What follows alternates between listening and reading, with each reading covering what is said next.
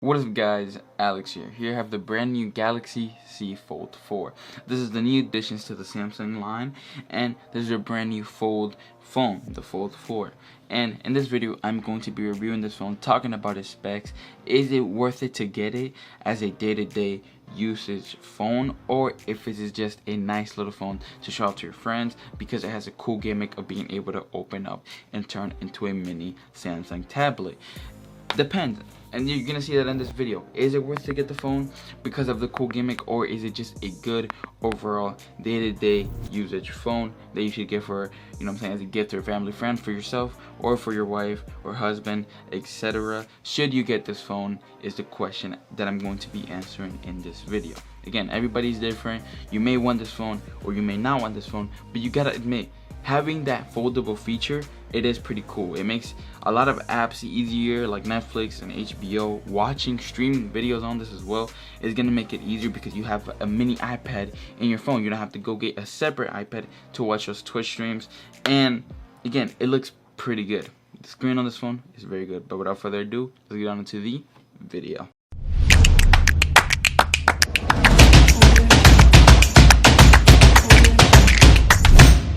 Now, this screen on this phone is protected by Corning Gorilla Glass Victus Plus, and I just have to say, this phone definitely looks it feels way better than all the previous models of this phone that Samsung has released. I feel like it's a lot more durable. I feel like I could drop this phone from this height of this table and it would not break. Even when it's open, I feel like I could do that. Now, of course, the front screen is going to be a little bit more durable than the back screen. The back screen has to be, again, flexible. It has to be flexible so that you can bend it and open it up again. You can close it and open it up like if it was a book, pretty much. So, like I said, Corning Gorilla Glass Victus Plus, it's the newest version of Corning Gorilla Glass Victus. The front screen feels very nice. It is very tall. The phone dimensions are very nice. I do like them a lot. You can also get a case for the phone, and you can get a screen protector for the front as well. For the back is a different story because you do have to bend the back, and no screen protector now bends, so you can't protect it in the front. So if you're gonna go to sleep or watching videos in open mode, make sure that before you fall asleep you close the phone. But in case you do fall asleep while watching the video and the phone just falls off the table, I'd rather, me personally, break the front than break the back, because the phone is still usable when you still have the back, and the back screen looks a lot better. Overall though, Corning Glass Victus Plus, I feel like it was a very good choice for the phone. The feels very sturdy. It is very heavy in the hands as well, so it feels very high quality. Now, it is a little bit thick, so if you're going to be taking this phone out to like the movies and you're wearing jeans and not loose pants, I guess I should say, it probably is gonna be very tight going inside the jeans, because as you guys can see, it is double the thickness of a regular phone. When it's folded open, is a regular thickness of a regular phone, just larger, just it has two screens. But when it's folded inward, so you have that main screen in the front, it may be a little bit hard to get inside some pants, so beware with that, just like how you would with your AirPods. But this phone is a little bit more thicker than that, so if you're wearing jeans and you're going out, I recommend testing it out so that way you're not 100% uncomfortable throughout the whole time that you're out. Or if you're a lady, I guess you can just put this phone in your purse, and if you're a guy, I guess your back pocket. I wouldn't recommend that though. 120 Hz HDR10 Plus and 1200 nits of brightness. Now the screen in the back is 7.6 inches, so again, it is pretty big. You can watch a lot of your shows on it as well. It looks pretty good, as you guys can see. And the front screen is 6.2 inches. Again, not a bad screen. Now the pixels on the back screen, I believe it is 1812 by 2176 pixels, and the screen in the front is 904 by 2316 pixels. So a pretty good screen, not the best. I've seen better, but other than that, I believe the screen can go up to 2K. And it's a dynamic AMOLED, so when you hold this phone and you actually see it in person, because the camera is not going to do justice to this phone, when you actually hold it in person and see the screen and how good it is and how much better the shows look, in my opinion, it's very worth it. I would get this one just for that feature. because of the screen. Now also keep in mind, having 3 screens, I should say, because to me it feels like 3 screens, but I'm gonna just say 2. One big screen on the back and one big screen on the phone. When you use this big screen on the back, it's going to be very draining on the battery. It's going to be very draining on the battery. This battery is a 4,400 milliamp hour battery, so you can expect that this phone should be able to die very fast. If you're playing, this phone is probably gonna die very fast. If you're using it in open mode and not folded mode, and it's open like a sheet of paper, it is going to drain pretty fast. GPU on this is an Adreno 730 GPU, so you can definitely run all your games like Fortnite, PUBG, Free Fire. You can run Minecraft on it as well. You can run Asphalt 9 Legends. You can run pretty much any game on this phone, and it is pretty good because you have a mini iPad on it, so you can play the games on big screen, or you can play those games on small screen, or you can play those games on small screen. So there is more, usability to that. There's more. I'm guessing if you're the type of person who likes playing with a big screen and an iPad, you can just open it up and then boom, you have 2 in 1. You have a phone and you have a mini iPad at your disposal. So, and this processor is a Snapdragon 8 Plus Gen 1, a 4 nanometer CPU. Again, not a bad CPU. Definitely, you'll be able, with the CPU, you'll be able to run all your games. You'll be able to run Fortnite, like I said.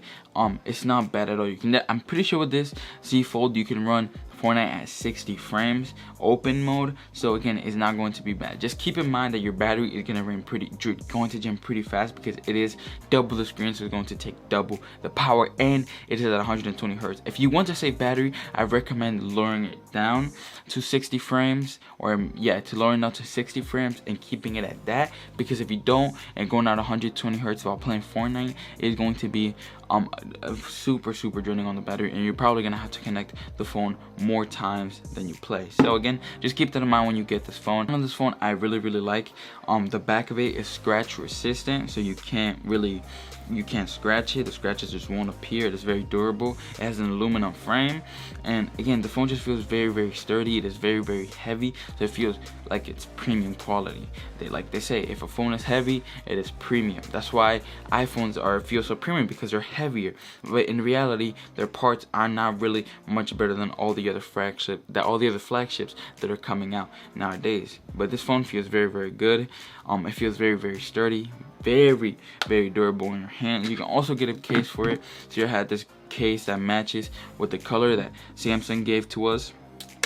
It's a standard case, so you can open this up and just put the phone there. Now for storage on this phone, you can get up to a terabyte of storage, 256 or 512. Personally, I'm a person that doesn't need more than 256 gigabytes, but if you're a person who likes to take a lot of pictures, downloads a lot of games, and downloads a lot of videos and records a lot of videos, and I recommend getting the 1 terabyte version, because you have more storage. You have 900 gigabytes at your disposal to take how many pictures you want and to take as many videos as you want, and a terabyte of videos is going to fill up in a very long time. So I would recommend getting the 1 terabyte if you like taking a lot of pictures. Me, I don't need that much space on my phone. I still have the 256 gigabyte version of my phone, and there's still a lot more storage on my phone left over. Now this Z Fold also has 12 gigabytes of RAM. Now again, 12 gigabytes of RAM is a lot of RAM for a brand new phone. Again, it's going to drain the battery, but now you can rest that you can run all these games if you're a gamer and stuff like that, and your phone will run a lot smoother with that 12 gigabytes of RAM, and you can have a lot more Google tabs open. You can have a lot more apps open at the same time with 12 gigabytes of RAM. Now, the back camera. The back camera is a triple camera, a 50 megapixel wide telephoto and wide angle camera. It is able to record at 4K or with 60 frames. So again, it's not a bad back camera. You can use this for your normal recording, your family, or stuff like that. If you're going out on a vlog to like Six Flags or something, you can use this camera on the back. It again is not bad. You can use that wide lens or that ultra wide lens or the telephoto camera, and again, it's 50 megapixels. I've seen better, but again, it's not bad for the Z Fold 4. As I'm showing you guys are seeing pictures of what it looks like in a video of the back camera. Again, it is not bad at all. I do like it a lot, and I do like the design that Samsung gave it on the back. It looks pretty good in my opinion. As you guys can see, I do like it. 50 megapixels. You could ask for more, but you know what I'm saying, it's not that bad. It's definitely up there. Now the front camera is a 4 megapixel wide camera. Now I'm pretty sure this 4 megapixel wide camera is the camera that's here when the phone is opened up. I believe this, when the phone is opened up like this is the 4 megapixel camera, not when it's like this. I believe when the phone is folded closed, the megapixel camera is 10 megapixels, but it can also record at 4K 60 frames, so it's not bad at all. So you have one in the center to when the phone is opened up to take pictures like that, but if you're gonna personally take pictures, you would always just take pictures like this with the phone, so it's not bad at all. Again, 4 megapixels and 10 megapixels. It's not the best I've seen in a frontal camera, but you have phones like Apple, like iPhones that only have like a 12 megapixel frontal camera, and their pictures still come out great because of their software. Other than that, the cameras on the phones are pretty good. You can definitely take a lot of pictures with them, and they do not look bad. And like I said, they don't look bad at all. 50 megapixels for a back camera, being able to record at 4K or 60 frames is still pretty impressive, especially for a fold phone that's still, guys, keep in mind, a folded phone is still very new. The folded concept is still very, I guess, in development, but we have up to 4 fold phones from Samsung, and each phone just feels like a test, but this one, it feels different in my opinion. It feels like it's more sturdy. I could definitely see this phone being used by people every day. If you're like with your family or something on the couch, I can see you folding up the phone and watching Google and watching Netflix or something. Why did I say Google? You can watch Netflix or something, or HBO. Again, it's not bad. It's not a bad phone. Samsung, I feel like they have outdone themselves with this phone, and the brand new technology that they have brought.